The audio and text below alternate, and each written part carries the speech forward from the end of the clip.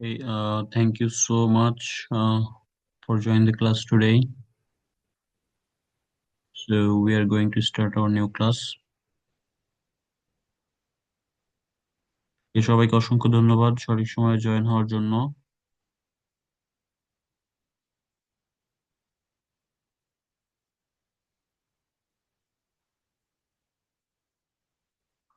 আচ্ছা, তো আজকে আমরা দেখব হচ্ছে টেন্স এর প্রেজেন্ট পারফেক্ট টেন্সটা কাকে বলে এন্ড এটা চেনার উপায় দেখেন। সো প্রেজেন্ট পারফেক্ট টেন্স হচ্ছে কোনো কাজ শেষ হয়ে গেছে, কোনো কাজ অলরেডি শেষ হয়ে গেছে অথচ তার ফল এখনো বিদ্যমান আছে, এরকম বোঝালে কি হবে? Present perfect tense. অর্থাৎ এটা কি হবে যে অলরেডি একটা কাজ শেষ হয়ে গেছে এবং ফলাফলটাও বিদ্যমান আছে, তাই না? এটা বুঝতে হবে। তো বাংলা চেনার উপায় দেখেন, ভার্বের শেষে কি আছে? আছে, এসে, আছো, আসি ইত্যাদি আমি যেগুলো বলেছি, এগুলো যদি ভার্বের শেষে থাকে, এগুলো দেখলে বুঝবেন যে এটা প্রেজেন্ট পারফেক্ট টেন্স। তো যেমন সে কাজটি করিয়াছে বা করেছে, হি হ্যাজ ডান দ্য ওয়ার্ক। তাহলে আমি বাজারে গিয়েছি বা গিয়াছে, আহ, গিয়াছি বা গিয়েছে। ওকে, সো এটা কি হবে? আই হ্যাভ গান টু দ্য মার্কেট। তার আমগুলো খেয়েছে, দে হ্যাভ ইটেন ম্যাঙ্গোজ। তো যেসব কাজ আসলে করা হয়ে গেছে এবং তার একটা ফলাফল মনে করেন যে বোঝা যাচ্ছে, তো সেই ক্ষেত্রে এটা হবে প্রেজেন্ট পারফেক্ট টেন্স। তো এর স্ট্রাকচারটা আসলে মেইন, সাবজেক্টের পরে অথবা কি বসতে হবে? হ্যাভ অথবা হ্যাজ। সাবজেক্টের পরে হ্যাভ হ্যাজ বসবে, এরপরে past participle form of verb মানে ভি থ্রি বসবে, এরপরে অবজেক্ট। তাহলে subject have has V three plus object. তাহলে he has done the work, he has done the work, তাহলে সাবজেক্ট হি, হ্যাজ ডান হচ্ছে V three, the work হচ্ছে আপনার, sorry, subject হচ্ছে হি, এরপরে হি অনুযায়ী কি হবে? সাবজেক্ট অনুযায়ী হ্যাজ বসালাম, দেন হচ্ছে ভি থ্রি অর্থাৎ ভার্বের পাস্ট পার্টিসিপল ফর্ম, তারপরে হচ্ছে আমার অবজেক্ট। তাহলে he has done the work. I have, আয়ের সঙ্গে হ্যাভ বসবে, ইট অ্যাট ইটেন মানে ভি থ্রি অ্যান্ড রাইস হচ্ছে আমার অবজেক্ট, তাহলে I have eaten rice. They have worked hard ইত্যাদি। তো নেগেটিভ সেন্টেন্স করার ক্ষেত্রে আমরা কি করব? জাস্ট হ্যাভ হ্যাজ এর পরে নট ইউজ করব। তাহলে he has not eaten rice, they have not come to our house, I have not gone to school. আচ্ছা, ইন্টারোগেটিভ সেন্টেন্সের ক্ষেত্রে আমরা প্রথমে হ্যাভ হ্যাজটাকে আগে আনবো, তারপর সাবজেক্ট বসাবো, তারপরে পাস্ট পার্টিসিপল ফর্ম ভার্ব বসাবো, তারপর হচ্ছে অবজেক্ট, তারপরে হচ্ছে আমাদের কোয়েশ্চেন মার্ক। ঠিক আছে? দেন হচ্ছে প্রেজেন্ট পারফেক্ট কন্টিনিউয়াস টেন্সটা আমরা শুধু স্ট্রাকচারটা ফলো করি যে সাবজেক্টের পরে আমরা হ্যাভ বিন অথবা হ্যাজ বিন, সাবজেক্ট অনুযায়ী হ্যাভ বিন অথবা হ্যাজ বিন, তারপর মেইন ভার্বের সঙ্গে আইএনজি যুক্ত করব, সিন্স, ফ্রম অথবা ফর, এরপর অবজেক্ট। তাহলে হি হ্যাজ বিন রিডিং, তাহলে হি হচ্ছে সাবজেক্ট, হ্যাজ বিন বসালাম আমরা এর সঙ্গে, মেইন ভার্বের সঙ্গে কি হবে? আইএনজি যুক্ত হবে, তাহলে read, reading this news paper for 2 hours. তাহলে একটা হচ্ছে যে আপনার হলো সংজ্ঞাটা যদি আমরা পড়ি, যে কোনো কাজ পূর্ব পূর্বে শুরু হয়ে এখনো চলছে বোঝালে, মানে একটু আগে থেকে শুরু হয়ে এখনো চলতেছে, মানে এটা শেষ হয়নি, তো সেই ক্ষেত্রে কন্টিনিউস হবে। কিন্তু কাজ হলো একটু আগে থেকেই শুরু হয়েছে। তাহলে এই বিষয়গুলো যেমন আমি 2 ঘন্টা যাবত হাঁটছি, সে এই অফিসে 5 বছর ধরে যাবত কাজ করছে, তারা তার মঙ্গলবার হইতে জ্বর বা জ্বরে ভুগছে তারা। তাহলে they have been suffering from fever since Tuesday. তাহলে কোনো একটা কাজ আগে থেকে এখনো চলছে বোঝালে প্রেজেন্ট পারফেক্ট কন্টিনিউয়াস টেন্সটা হবে। আচ্ছা, তাহলে এটার স্ট্রাকচার দেখেন, ইন্টারোগেটিভ এর সময় কি করব? হ্যাভ অথবা হ্যাজ আগে নিয়ে আসবো, সাবজেক্ট, তারপরে বিন, মেইন ভার্বের সঙ্গে আইএনজি, তারপর সিন্স বা ফর, এরপর অবজেক্ট, তারপরে কোয়েশ্চেন মার্ক। তাহলে সবসময় মনে রাখবেন যে বিন হতে হবে, বিন এবং আইএনজি যুক্ত থাকবে, এটা হলো আপনার পারফেক্ট কন্টিনিউয়াস টেন্স। ঠিক আছে। আচ্ছা,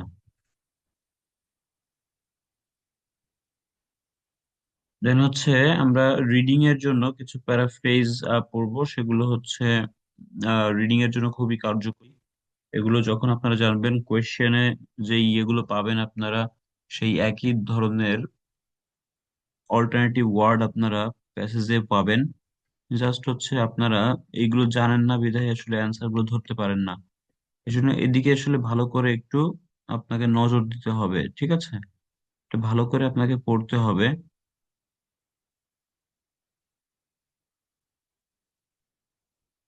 তো এটা আপনার রেগুলার পড়বেন, ঠিক আছে? যেমন প্যারাফ্রেজ গুলো একটু দেখি।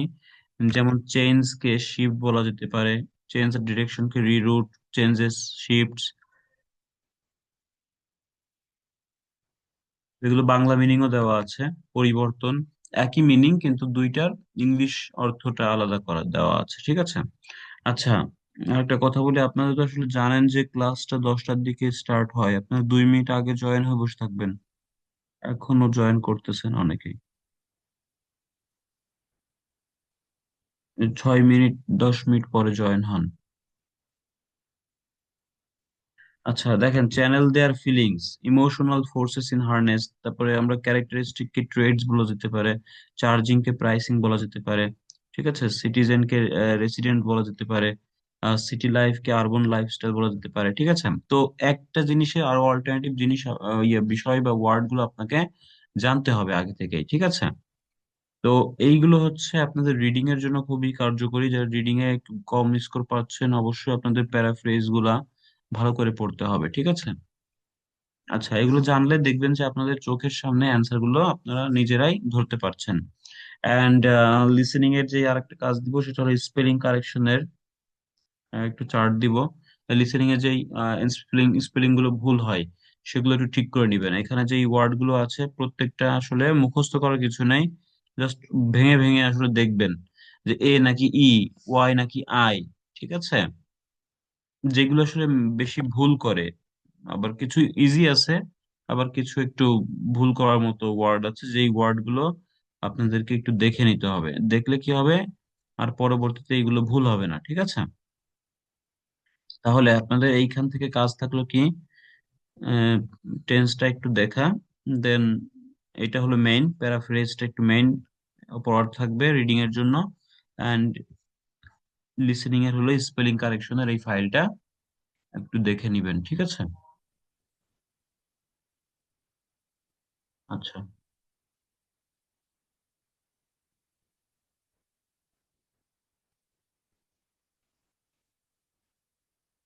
আমরা আজকে রিডিং পার্টটা করব। লাইলস এর রিডিং এর ট্রু ফলস নট গিভেন এই টাইপের কোশ্চেনটা সলভ করব, ঠিক আছে?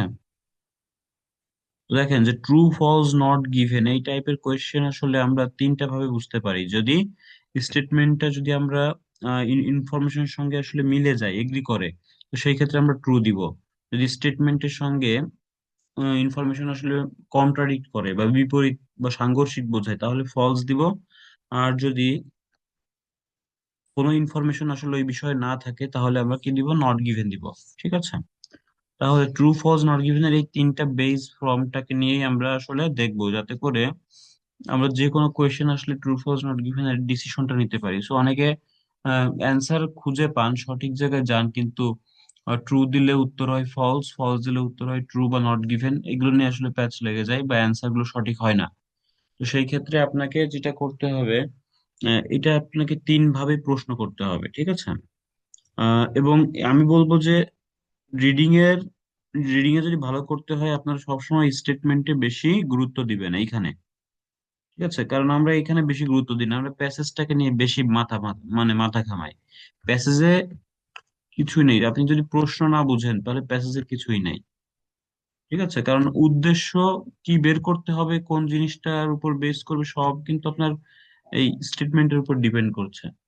তাহলে প্রশ্ন যদি আপনি না বুঝেন, তাহলে যতই প্যাসেজে যান, আপনি ডিসিশন নিতে পারবেন না। আচ্ছা, তাহলে ট্রু ফলস নট গিভেন আমি সাধারণভাবেই দেখবো যে এটা একটু ভেঙে ভেঙে দেখবো যে আদার কান্ট্রিজ, অন্যান্য কান্ট্রিজ কি করেছে, had built underground railways before the metropolitan line opened. তাহলে দেখেন বলা হচ্ছে যে অন্যান্য কান্ট্রিরা কি করেছিল, আন্ডারগ্রাউন্ড রেলওয়েটা তৈরি করেছিল কিসের আগে, মেট্রোপলিটন লাইন ওপেনের আগে। তাহলে আপনি এভাবে প্রশ্ন করবেন যে মেট্রোপলিটন লাইন ওপেন হওয়ার আগে কি অন্যান্য কান্ট্রি রেলওয়ে তৈরি করে ফেলেছিল কিনা, আন্ডারগ্রাউন্ড রেলওয়ে তৈরি করেছিল কিনা। যদি করে থাকে তাহলে তো ট্রু। আর যদি দেখেন যে না, অন্য কান্ট্রিরা করেনি, এটাই আসলে প্রথম মেট্রো আন্ডারগ্রাউন্ড রেলওয়ে, সেক্ষেত্রে হবে ফলস, মানে এর আগে হয়নি। আর যদি দেখেন যে মানে এরকম কোনো কথাই হচ্ছে না, যে এই মেট্রোপলিটন লাইনের ওপেন হওয়ার আগে বা পরে এরকম কোনো তথ্য আসলে নেই, তো যে কোনো একটা বিষয় হাইড করা হয়েছে তথ্য, তো সেই ক্ষেত্রে কি হবে, এটা হবে নট গিভেন। তাহলে তিনটা প্রশ্ন আপনারা তিন ভাবে করবেন, ঠিক আছে? তো এটা কেন করবেন, কারণ তিন ধরনের অ্যান্সার আপনাকে মাথায় রাখতে হবে। কারণ যে কোনো দুইটা যদি আপনি বের করে ফেলতে পারেন যে না এটা তো ট্রু হচ্ছে না বা ফলসও হচ্ছে না, তাহলে কি হবে, আপনি শিওর যেটা নট গিভেন। মানে আপনাকে কনফিডেন্স কনফিডেন্ট থাকতে হবে দুইটা অ্যান্সারের প্রতি, যে এটা ট্রু হচ্ছে না বা ফলসও হচ্ছে না। ট্রু বা ফলস কিছুই হচ্ছে না, তাহলে কি হবে, এটা নট গিভেন। অথবা এটা নট গিভেনও হচ্ছে না, ট্রু হচ্ছে না, তাহলে এটা ফলস। এরকমও বের করতে পারেন। আবার তিন ভাবে আগে আবার আগে থেকে ভাবতে হবে আপনাকে, তিন তিন রকমের ভাবতে হবে। তাহলে আপনি কি দেখতেছেন, আপনি আহ, মানে নিজেই আসলে এক্সামিনার হয়ে যান, নিজেই পরীক্ষক হয়ে যান, যে পরীক্ষক আপনাকে কি টেস্ট করবে সেটা আপনি নিজেই আগে থেকে প্রশ্ন নিজে বানান, ঠিক আছে? কিভাবে, যে আপনি কিভাবে এটা ভেবে দেখেন, যদি করে থাকে, যদি বিল্ড করে থাকে অন্যান্য কান্ট্রি এটা ওপেন হওয়ার আগে, তাহলে তো ট্রু, মিলে যাচ্ছে। যদি দেখি যে না এটাই প্রথম, এর আগে হয়নি, তাহলে তো ফলস। আর যদি দেখেন যে এরকম কোনো কথা নেই যে অন্যান্য কান্ট্রি তৈরি করেছে, ইয়ে বিল্ড করেছিল কিনা বা করেনি, বা এই লাইন ওপেন হওয়ার আগে বা পরে এরকম কোনো কোনো তথ্য ক্লিয়ার করেনি, যে কোনো একটা তথ্য যদি মিসিং থাকে তাহলে হবে নট গিভেন। আচ্ছা, তাহলে এটা আপনারা একটু দেখেন। হলে মেট্রোপলিটন লাইন হচ্ছে আপনার, এই যে দেখেন এখানে বলতেছে এটা একটা কিওয়ার্ড, দ্য মেট্রোপলিটন লাইন, যেটা কিনা হুইচ ওপেন কত হয়েছিল 10ই জানুয়ারি 1863 সালে, was the world's first underground railway. তাহলে এখানে যে এই কথাটা বলছে যে মেট্রোপলিটন লাইন, এটা হলো পৃথিবীর সর্বপ্রথম আন্ডারগ্রাউন্ড রেলওয়ে, ঠিক আছে? তাহলে এই যে তথ্যটা বলতেছে, তাহলে এইটা কি বলছে, ওটা বলছে পৃথিবীর সর্বপ্রথম আন্ডারগ্রাউন্ড রেলওয়ে, কিন্তু এখানে বলছে যে অন্যান্য কান্ট্রিরা বা দেশগুলো কি করেছিল, মেট্রোপলিটন লাইন ওপেন হওয়ার আগেই এটা তৈরি করেছিল। কিন্তু ওইখানে আমরা দেখলাম যে না এটাই পৃথিবীর প্রথম। তাহলে দেখেন যে এই কথাটা তাহলে সম্পূর্ণ কি হচ্ছে, কন্ট্রাডিক্ট হচ্ছে না, মিথ্যা হচ্ছে, তাই না? তাহলে এটা হবে ফলস, 7 নম্বরের অ্যান্সার হবে ফলস, কারণ তথ্যটা একদম সাংঘর্ষিক। আচ্ছা, এরপরে দেখেন যে মোর পিপল দেন প্রেডিক্টেড। প্রেডিক্টেড মানে কি, অনুমান করা, গেস করা, ভবিষ্যৎবাণী করা, ঠিক আছে? তাহলে এতটুকু বুঝেন আগে, যে মোর পিপল দেন প্রেডিক্টেড মানে অনুমানের তুলনায় বা ভবিষ্যৎবাণীর তুলনায় বেশি সংখ্যক মানুষ ট্রাভেল করেছিল on the metropolitan line on the first day. তাই প্রথম দিনে, মানে আশানুরূপ বা মনে করেন যে অনুমানের তুলনায় কি হয়েছিল, অতিরিক্ত মানুষ ট্রাভেল করেছিল এই মেট্রোপলিটন লাইন দিয়ে। যদি করে থাকে যে না একটা জিনিস প্রেডিক্ট করেছিল যে হয়তো এত সংখ্যক মানুষ যাবে, তো এর চেয়ে বেশি সংখ্যক মানুষ গিয়েছিল, তাহলে তো ট্রু হবে। আর যদি দেখেন যে না ফার্স্ট ডে আসলে বেশি মানুষ যায়নি বা অনুমানের তুলনায় কম গিয়েছিল, আহ, তাহলে কি হবে? ফলস। আর যদি দেখেন যে না এরকম কোনো কথা বলা হয়নি যে তারা প্রেডিক্ট করেছিল কি না, ঠিক আছে, এরকম কোনো তথ্য আসলে নেই, তখন হবে কি নট গিভেন।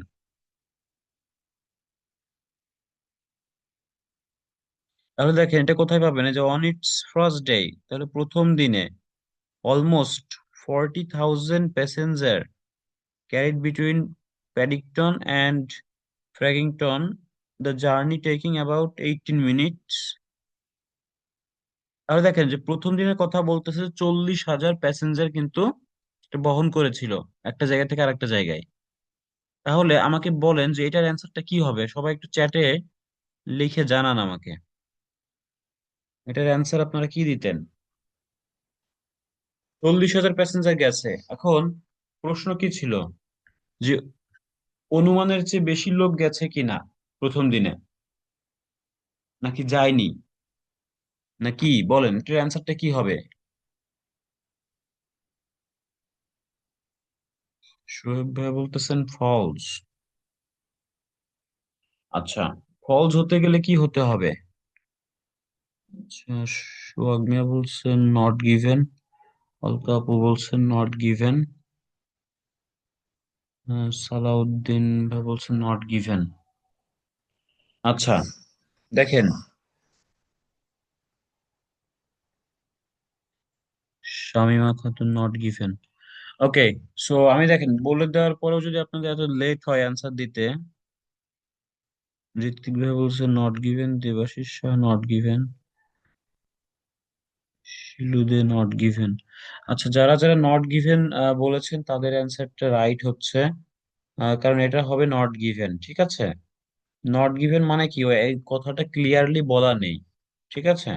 তাহলে মোর পিপল দেন প্রেডিক্টেড, এখন 40,000 মানুষ গিয়েছিল বলেছে, কিন্তু এটা কি অনুমান করেছিল কিনা বা অনুমানের তুলনায় বেশি ছিল কিনা, এই 40,000 মানুষ কি অনুমানের তুলনায় বেশি ছিল না কম ছিল, এটা আমরা জানি না।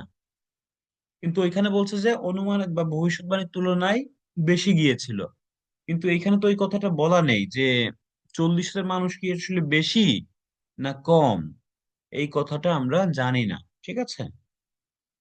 হতে পারে এটা অনেক কম, হতে পারে এটা অনেক বেশি, কিন্তু এটা তো ক্লিয়ার করা নেই, যার কারণে এটা নট গিভেন হবে, ঠিক আছে। আর এটা ফলস হতে গেলে কি হতো, ফলস হতে গেলে বলা হতো যে অনুমানের তুলনায় কম সংখ্যক গিয়েছিল, এরকম সাংঘর্ষিক হতে হবে কথাটা। কিন্তু যেহেতু সাংঘর্ষিক হয়নি, এটা ফলস কেন দিব? ফলস হবে না, এটা হবে নট গিভেন। আচ্ছা, এরপরে দেখেন, the use of ventilation shafts failed to prevent pollution in the tunnels. The use of ventilation, এই ভেন্টিলেশন শ্যাফটটা ফেইল করেছিল আটকাতে, প্রিভেন্ট মানে কি আটকাতে, the pollution in the tunnel, টানেলের যে পলিউশনটা আছে সেটা আটকাতে ব্যর্থ হয়েছিল কোনটা, ventilation shafts. Use of ventilation শ্যাফটটা কি হয়েছিল, ফেল করেছিল আটকাতে পলিউশন ইন দ্য টানেল, তাহলে টানেলের যেই পলিউশনটা এটা আটকাতে ব্যর্থ হয়েছিল ভেন্টিলেশন শ্যাফটটা। যদি দেখেন যে না ভেন্টিলেশন শ্যাফট ব্যবহার করার ফলেও এটা আম, ইয়ে হয়নি, না আটকাতে পারেনি, আটকাতে না পারলে তো ট্রু হবে। যদি দেখেন যে না আটকে গেছে এরপর আর কোনো সমস্যা হয়নি, তখন ফলস হবে। আর যদি দেখেন যে এরকম কোনো কথাবার্তা কোনো একটা তথ্য মিসিং আছে, তাহলে তো নট গিভেন। তাহলে ভেন্টিলেশন শ্যাফটটা ফেইল করেছিল, পলিউশন আটকাতে ব্যর্থ হয়েছিল, এরকম কথা থাকলেই ট্রু হবে। তাহলে ভেন্টিলেশনের কথাবার্তা কোথায়, আপনি সব পড়বেন না, সব পড়তে গেলে সময় চলে যাবে। আপনি দেখেন যে ভেন্টিলেশন শ্যাফটটা কোথায়, এই যে দেখেন ভেন্টিলেশন শ্যাফট, এই কথাটা এইখানে আছে, war added to the tunnel, তাহলে এখান থেকে পড়েন। হাউএভার, যাই হোক, স্মোক, ধোঁয়া and fume remained A problem, even though, যদিও ভেন্টিলেশন শ্যাফটটা অ্যাড করা হয়েছিল। তো ভেন্টিলেশন শ্যাফটটা অ্যাড করার ফলেও এটা রিমেইন্ড এ প্রবলেম, মানে প্রবলেম থেকে গিয়েছিল। তাহলে যেহেতু প্রবলেম থেকে গিয়েছিল, তার মানে কি এটা কি ব্যর্থ হয়েছিল না কি সাকসেস হয়েছিল বলেন তো? অবশ্যই এটা ব্যর্থ হয়েছিল, তাই না? তাহলে কথাটা কি হবে, রিমেইন্ড এ প্রবলেম বলছে, তাহলে ট্রু হচ্ছে তাই না? দেবাশিস সাহা ট্রু, অলকা আপু বলছেন ট্রু, শোয়েব শেখ বলছেন ট্রু, সোহাগ মিয়া বলছেন ট্রু, রাইট। আচ্ছা, শিলুদে বলছেন ট্রু। ওকে, শামিমা খাতুন বলছেন ট্রু। সালাউদ্দিন ভাই, আচ্ছা, উচ্ছি আপু ট্রু, সালাউদ্দিন ভাই ট্রু, হাফিজা আক্তার ট্রু। আচ্ছা, ঠিক আছে, তাহলে যারা ট্রু দিচ্ছেন রাইট অ্যান্সার হয়েছে। কারণ এটা যেহেতু দেখলেন ফেইল্ড, আর ওইখানে বলছেন যে রিমেইন্ড এ প্রবলেম, মানে প্রবলেম থেকে গিয়েছে, তার মানে এই বিষয়টা বুঝে নিতে হবে আপনাকে যে একই কথা বলা হচ্ছে।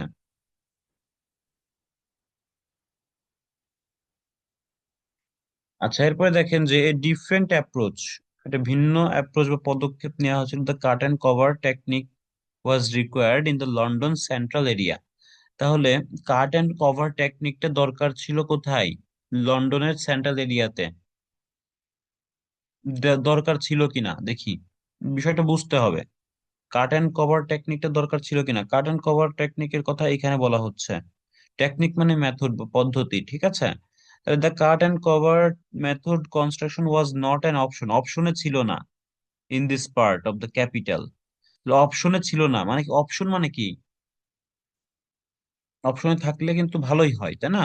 তাহলে the only alternative was tunnel deep underground, তাহলে একমাত্র অল্টারনেটিভ আর একটা ছিল ডিপ আন্ডারগ্রাউন্ডটাই আসলে একমাত্র অল্টারনেটিভ ছিল। তাহলে অপশনে যেহেতু এটা ছিল না, তার মানে এটা আসলে কি, এটা একটা দরকারি জিনিস, ঠিক আছে? তার মানে দেখেন যে এটা আসলে কি ছিল, টেকনিকটা রিকোয়ার্ড ছিল, প্রয়োজন ছিল লন্ডন সেন্ট্রাল এরিয়াতে, ঠিক আছে? তাহলে কথাটা আসলে আমরা ট্রু দিতে পারি। এরপরে দেখেন যে the windows on the city south London trains were at eye level. তাহলে এটা ভালো করে বুঝতে হবে, উইন্ডো মানে কি? জানালা। তাহলে সিটি অ্যান্ড সাউথ লন্ডন ট্রেনের যে জানালাটা ছিল সেটা চোখ বরাবর, চোখ বরাবর ছিল কিনা সেটা দেখবেন।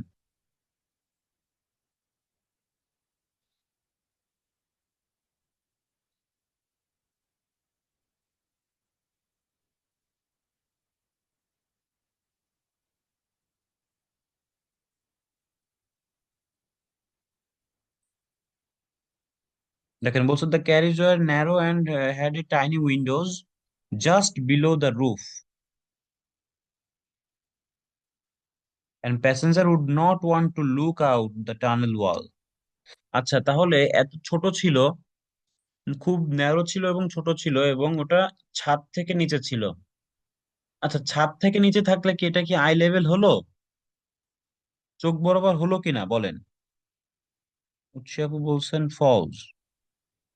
আচ্ছা, সোহাগ মিয়া বলছেন ফলস, শোয়েব শেখ বলছেন false, Shilude false, Khadija Akhtar false, Salauddin ভাই ফলস, অলকা আপু বলছেন false, Shamima Khatun false, Ritwika false. Okay, তাহলে ফলস যারা যারা বলছেন এটা রাইট অ্যান্সার, কারণ দেখেন যেটা জাস্ট বিলো দা রুফ, মানে রুফের নিচে ছিল, মানে ছাদ থেকে যদি একটু নিচে থাকে এটা কিন্তু অবশ্যই আই বরাবর হয় না, আর প্যাসেঞ্জাররাও কিন্তু এটা দেখতে পাচ্ছিল না, তার মানে তাদের চোখ বরাবর ছিল না। আর এখানে বলছে যে আই লেভেলে ছিল, তাহলে কথাটা কি সম্পূর্ণ সাংঘর্ষিক বোঝাচ্ছে, যার কারণে এটা আপনি ফলস দিতে পারেন। এরপরে দেখেন the city and south London railway was A financial success. Financial success কিনা, আর্থিকভাবে এটা কি সফলতা পেয়েছিল কিনা দেখি। ফিনান্সিয়ালি সাকসেস পেয়েছিল। The line was without problem, mainly caused an unreliable power. Although the city and South London was a great technical achievement, it did not make a profit. এটা কোনো প্রফিটই অর্জন করতে পারেনি, তাহলে কি হবে?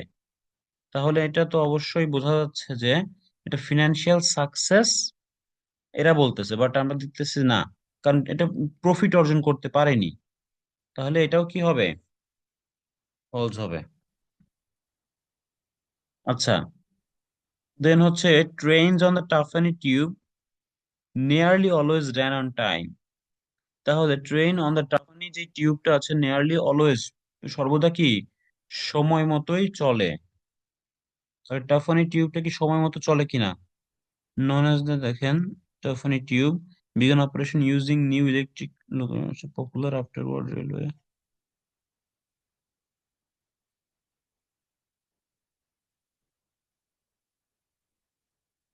ওকে, তাহলে এইখানে আসলে সময় মতো চলে কিনা এরকম কোনো তথ্য আসলে আমরা পাচ্ছি না, বুঝছেন? শুধু টাফানি টিউবের কথা বলছে কিন্তু অন্য তথ্য বলা হচ্ছে, কিন্তু রেন অন টাইমে চলে কিনা সেটা আমরা দেখতে পাইনি, যার কারণে এটা কি হবে, নট গিভেনই হবে। এখন দেখেন, আপনারা যদি তিন ভাবে প্রশ্ন করেন তাহলে আপনাদের জন্য এটা ইজি হয়ে যাবে একদমই, কারণ আপনারা জানেন যে কিভাবে অ্যান্সারটা মিলতেছে কিভাবে মিলতেছে না, এতটুকু বোঝার ক্ষমতা আপনাদের আছে। এই জন্য আপনারা আগে থেকেই তিন ভাবে ভেবে নিবেন যে কোথায় তারা চেঞ্জ করতে পারে, কোথায় তারা ব্যবহার করে প্রশ্ন করতে পারে, এটা আপনি আগে থেকেই ভেবে নিবেন। ওকে, একটু লিসনিং এ চলে যাব। লিসনিং আমরা যে প্রথম পাঁচটা করে ফেলবো। দেখেন, ফ্যামিলি এক্সকারশন, ওয়ান ওয়ার্ড অথবা একটা নাম্বার, আমরা সেকশন ওয়ানে আসলে 10-এ 10 রাখার চেষ্টা করব, ঠিক আছে? সো লিসেনিং সেকশন ওয়ানটা আপনারা চেষ্টা করবেন যেন 10-এ 10ই আপনারা রাখতে পারেন। অ্যান্ড এখানে গ্যাপ ফিলে আপনাদের একটা বিষয় মাথায় রাখতে হবে, অডিও যেহেতু একবারই প্লে হবে আপনাকে উদ্দেশ্যগুলো ধরতে হবে। অডিওর উদ্দেশ্য যদি আগে থেকে বোঝা যায় তাহলে অ্যান্সার গুলো আপনারা ধরতে পারবেন। যেমন প্রিপোজিশন, ভার্ব, এগুলো দিয়ে প্রশ্ন করবেন গ্যাপ ফিলে, ঠিক আছে? এবং কে কি কেন কিভাবে কোথায়, এগুলো দিয়ে প্রশ্ন করবেন। যেমন আপনি বলেন ক্রুজ অন দ্য লেক, কি আছে যে can take photos of the dash, তাহলে কিসের ফটো নিতে পারবে, ক্যান মানে পারবে, take the photos of the নির্দিষ্ট কোনো একটা বিষয়ের ফটো তারা নিতে পারবে, যেটা কিনা সারাউন্ড দ্য লেক, যেটা কিনা লেকের চারিপাশে আছে। তাহলে লেকের চারিপাশে কোন বিষয়টা আছে, কি আছে যেটা ছবি তারা নিতে পারবে, এটা আপনাকে অডিওটা শুনবেন, তখন ওইগুলো আপনারা মাথায় আনবেন, কারণ এটা একটা আপনার একটা উদ্দেশ্য আছে যে আপনি এমন একটা কিছু খুঁজবেন যেটা কিনা ছবি তারা নিতে পারবে, ঠিক আছে? আমি অডিওটা প্লে করে দিচ্ছি, আপনারা অ্যান্সার গুলো ধরার চেষ্টা করবেন, আমাকে একটু লিখে জানাবেন অ্যান্সার গুলো ধরতে পারছেন কিনা।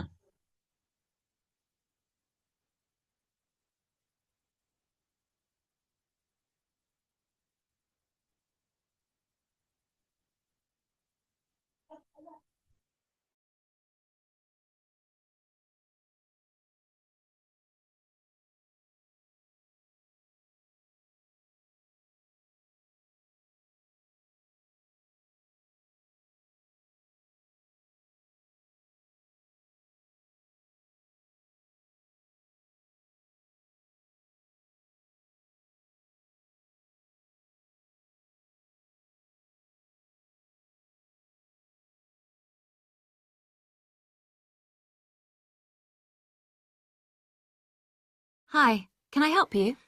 I'd like to find out if you have any excursions suitable for families. Sure. How about taking your family for a cruise? We have a steamship that takes passengers out several times a day. It's over 100 years old. As you listen, answer questions 1 to 4. Excursions suitable for families. Sure. How about taking your family for a cruise? We have a steamship that takes passengers out several times a day.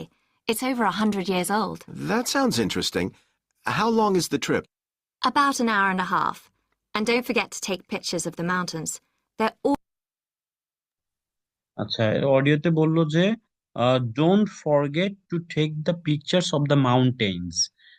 তাহলে এই যে mountains মানে পাহাড় পর্বতের যে ছবিগুলো, এটা তুলতে যেন না ভুলে, সেই কথাটা বলা হচ্ছে। তাহলে এখানে কি হবে, মাউন্টেন্স, অর্থাৎ এক নম্বরের উত্তর হবে মাউন্টেন। তো যারা যারা মাউন্টেন লিখতেছেন তাদেরটা অ্যান্সার সঠিক হচ্ছে। ওকে, থ্যাংক ইউ। আচ্ছা, পরেরটা ধরার চেষ্টা করেন।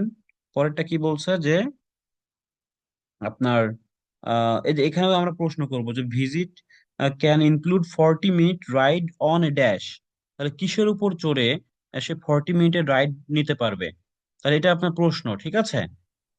কিসের কিসে চড়ে সে কিছু একটার উপরে চড়ে সে 40 মিনিট একটা রাউন্ড দিতে পারবে, ট্রিপ। দেখেন,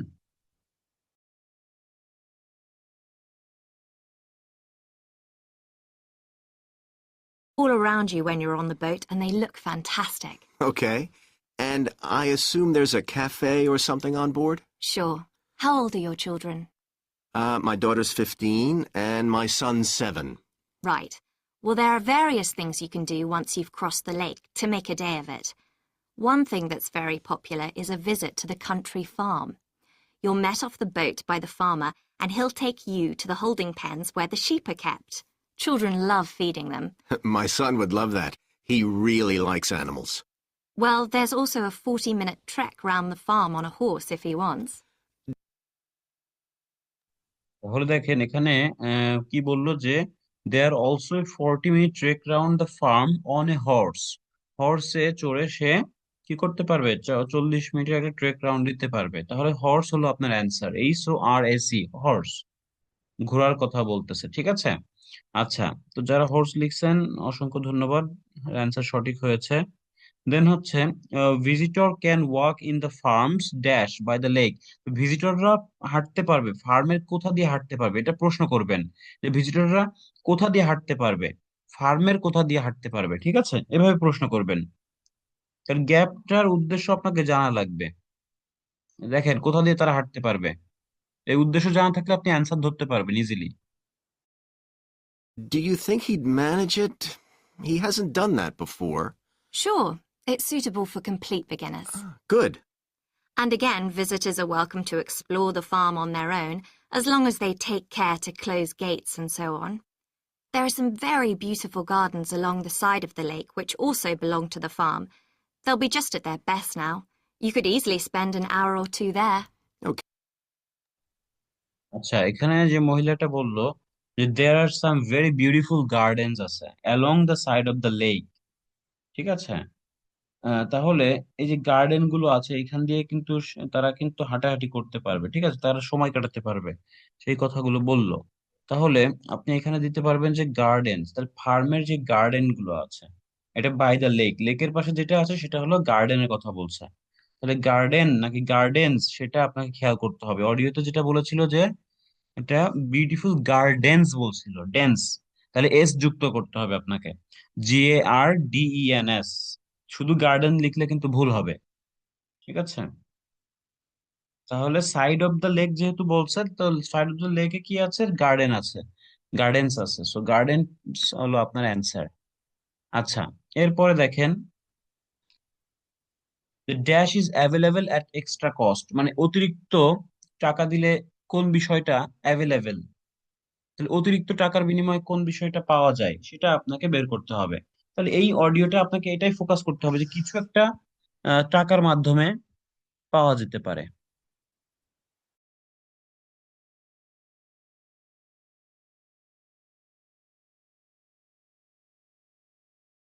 Okay, well, that all sounds good. And can we get lunch there? You can, and it's very good, though it's not included in the basic cost. You pay when you get there. Right. আচ্ছা, তাহলে কিসের জন্য আপনাকে pay করতে হচ্ছে? কারণ সে জিজ্ঞেস করেছিল যে আমরা কি লাঞ্চ পাবো কিনা সেখানে। তো বললো যে হ্যাঁ লাঞ্চ পাবেন, কিন্তু ওটা বেসিক কস্টের সঙ্গে ইনক্লুড না, আপনাকে এক্সট্রা পে করতে হবে যখন আপনি ওটা চাইবেন। তাহলে লাঞ্চ হলো আপনার অ্যান্সার, LUNCH, লাঞ্চ। আচ্ছা, তো লাঞ্চ অ্যান্সার কি কি দিচ্ছেন? অলকা আপু লিখছেন লাঞ্চ। আচ্ছা, সালাউদ্দিন ভাইয়া লিখছেন লাঞ্চ। ওকে, খাদিজা আক্তার আপু লিখছেন লাঞ্চ। শিলু শোয়েব শেখ লিখছেন লাঞ্চ। ওকে, শিলুদে বলছেন লাঞ্চ। হ্যাঁ, সবাই লাঞ্চ লিখতেছেন, রাইট। দেবাশিস সাহা লিখছেন লাঞ্চ। ওকে, তাহলে সবাই লাঞ্চ যারা লিখছেন অ্যান্সার গুলো সঠিক। এরপরে দেখেন যে আপনাকে কি বলা হচ্ছে আর একটা কোয়েশ্চেনে, আর সেটা হলো যে সাইকেল এক্সপ্লোর, যে এখানে a dash is provided, cycle ট্রিপের সঙ্গে কি দেওয়া হবে, একটি কি প্রোভাইড করা হবে, এটা করে আমি শেষ করে দিচ্ছি। সো দেখেন যে কি প্রোভাইড করা হবে, এটা এটা ধরার চেষ্টা করবেন যে কোনো কিছু একটা প্রোভাইড করবে সাইকেল ট্রিপে। সেটা কি প্রোভাইড করবে সেটা অডিওটা শুনবেন।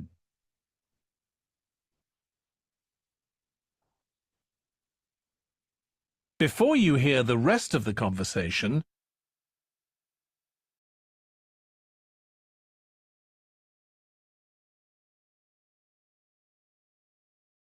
questions 5 to 10. So, is there anything else to do over on that side of the lake? Well, what you can do is take a bike over on the ship and then go on a cycling trip. There's a trail there called the Back Road. You could easily spend 3 or 4 hours exploring it, and the scenery's wonderful. They'll give you a map when you get your ticket for the cruise. There's no extra charge. What? আচ্ছা, তাহলে তারা কি দিবে? They will give you a map. ম্যাপের কথা বলছে। They will give you a map when you get your ticket. এর জন্য কোনো এক্সট্রা চার্জ নেই। তাহলে তারা একটা ম্যাপ দিচ্ছে আপনার সঙ্গে, তাহলে অ্যান্সার কি হবে? ম্যাপ। ওকে, সো এইটা ইয়ে করে ফেলবেন, বাকি 5টা আপনারা করে ফেলবেন, ঠিক আছে? 6 থেকে 10, এটা হলো আপনারা পাবেন ক্যামব্রিজ 12-এর টেস্ট 1। ওকে, ক্যামব্রিজ 12 টেস্ট 1 এটা আপনারা পেয়ে যাচ্ছেন, ক্যামব্রিজ 12 টেস্ট 1। বাকি 5টা আপনারা করে ফেলবেন। অ্যান্ড এভাবে আপনারা আরো কালকে পর্যন্ত কি করবেন, সবগুলো মানে সেকশন 1-এর যা আছে সব হলো আপনারা আগে উদ্দেশ্যগুলো বের করবেন। প্রশ্নগুলো যদি বুঝতে পারেন উদ্দেশ্যটা বের করবেন, উদ্দেশ্য বের করে আপনার অডিওটা প্লে করবেন, ঠিক আছে? তো এরপরে যদি না বুঝেন তাহলে আপনাকে অবশ্যই স্ক্রিপ্ট দেখতে হবে, ঠিক আছে? এইভাবে আপনারা একটু কয়েকদিন করলে দেখবেন যে 1 সপ্তাহ পর আপনার এখানে আর কোথাও ভুল হচ্ছে না। কারণ সেকশন 1-এর ধরার নিয়মই হচ্ছে আপনার উদ্দেশ্যগুলো বোঝা, আগে থেকেই গেস করা যে এখানে কি হতে পারে, কি বসবে, তাহলে কে কি কেন কিভাবে কোথায় এগুলো দিয়ে প্রশ্ন করবেন, ঠিক আছে? তাহলে আজকের ফাইলটা আপনারা পাবেন হচ্ছে এই লিংকে। লিংক থেকে বেসিক ফাইলে গিয়ে টেন্স এর ফাইলগুলো ডাউনলোড করে ফেলবেন। Present perfect and perfect continuous tense নামে থাকবে। আর এই ফাইলটা আপনারা আন্ডারগ্রাউন্ড রেলওয়ে এই নামে পাবেন, ঠিক আছে?